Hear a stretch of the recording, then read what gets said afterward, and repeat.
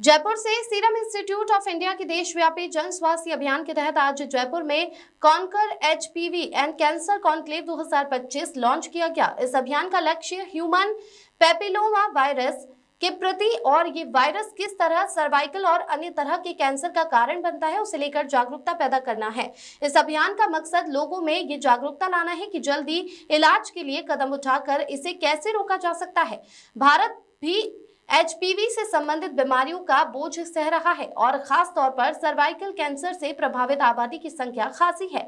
देश में कैंसर से होने वाली महिलाओं की मौतों का ये दूसरा सबसे बड़ा कारण है। IARC information centre on HPV and cancer के मुताबिक भारत में हर साल 1.23 लाख से ज्यादा सर्वाइकल कैंसर के मामले सामने आते हैं और इनमें 77,000 मौतें होती है। इसके अलावा गुदा कैंसर के 90% मामले और लिंग कैंसर के 63% मामले एचपीवी से जुड़े होते हैं। एचपीवी के प्रॉब्लम्स जो क्रिएट करता है, HPV mainly cervical cancer cause करता है औरतों में, और लड़कों में भी कई अलग टाइप के कैंसर्स कॉज करता है, एनल कैंसर, पीनाइल कैंसर।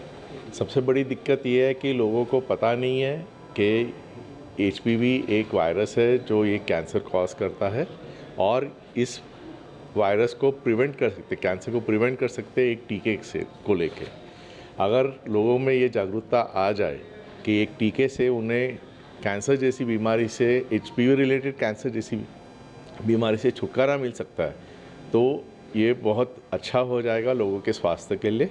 और हम अपने लेडीज़ और बच्चे और जो इन मेल्स है कि कैंसर प्रिवेंट कर सकते हैं। जो आप सब जानते हैं कि कैंसर एक बहुत ही भयंकर बीमारी है और आत्मबल इंसान का टूट जाता है, और कई बार ऐसे होता है कि वो जानता है कि वो तो मरने ही वाला है। टीके की बात करें तो कोई इसका कोई क्राइटेरिया है क्या कि इस उम्र तक टीका लग सकता है? हाँ, ये टीका लगना चाहिए 9 और 26 साल के उम्र के बीच में, और 9 और 14 साल के बीच में लगा तो सिर्फ 2 डोज लगते हैं, और इससे जो एंटीबॉडीज़ बनती है वो ऑलमोस्ट लाइफ लॉन्ग रहता है।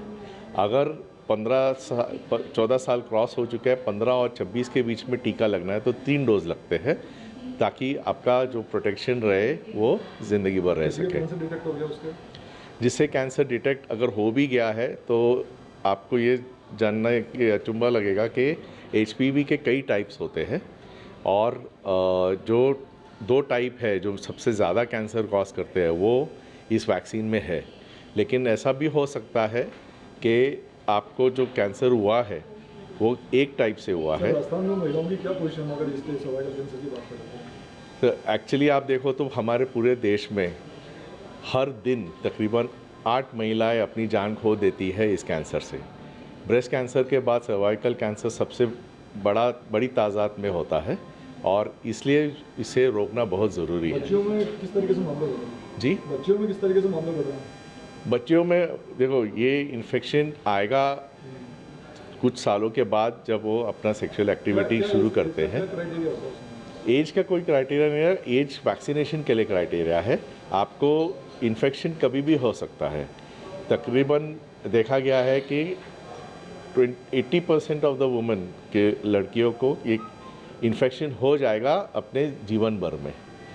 अभी कब होता है किसी को पता नहीं, और ऐसा नहीं है कि आपको इन्फेक्शन हो गया कि तुरंत आपको कैंसर हो जाएगा। कई साल लग जाते हैं कैंसर डेवलप होने में। किस तरह का इन्फेक्शन होता है, उसको कैसे? ये वायरल इन्फेक्शन रहता है। टीके की कॉस्ट क्या है इसकी? इसके टीके की कॉस्ट सिर्फ मात्र 2,000 रुपये है। तो आप अगर 9 और 14 साल की उम्र में हो तो सिर्फ मात्र 4,000 रुपये में आप इस कैंसर से छुटकारा पा सकते हैं।